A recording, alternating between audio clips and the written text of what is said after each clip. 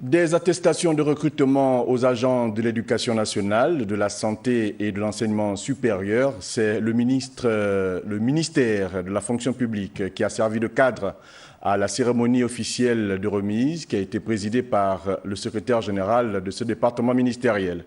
Le reportage de Magali Manima et Michel John Boudéan. Plus de 1000 agents en pré-salaire viennent de voir leur situation administrative être régularisée.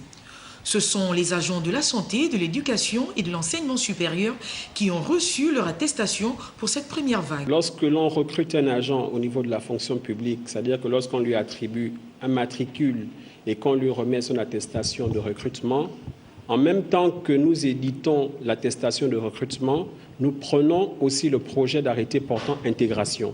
Donc ce sont des actions qui se font de façon simultanée. Pour les 1013 dossiers qui viennent d'être remis à ces différents secteurs, nous avons aussi 1013 projets d'arrêté portant intégration qui vont commencer le circuit.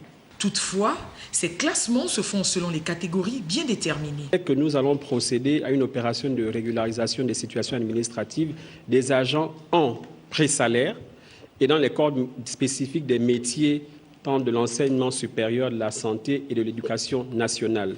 Donc, les critères qui ont prévalu pour cette phase de régularisation des situations administratives, c'est les critères de pré-salaire et de corps de métier spécifiques. Corps de métier, entendu que quand on est au niveau de l'éducation nationale, il faut être enseignant, donc de façon simple, celui qui tient la craie. L'enseignement supérieur, il faut être dans le corps de métier de l'enseignement supérieur en qualité de chercheur, technicien de recherche, ainsi qu'il suit. Et dans la santé, il faut être dans le corps de métier de la santé. Il est important de le préciser parce que dans ces différents secteurs prioritaires, nous avons plusieurs agents qui sont en pré-salaire, mais qui ne sont pas forcément dans le corps de métier spécifique à leur secteur d'activité. Une seconde phase est prévue dans les prochains jours qui reste à déterminer par les responsables.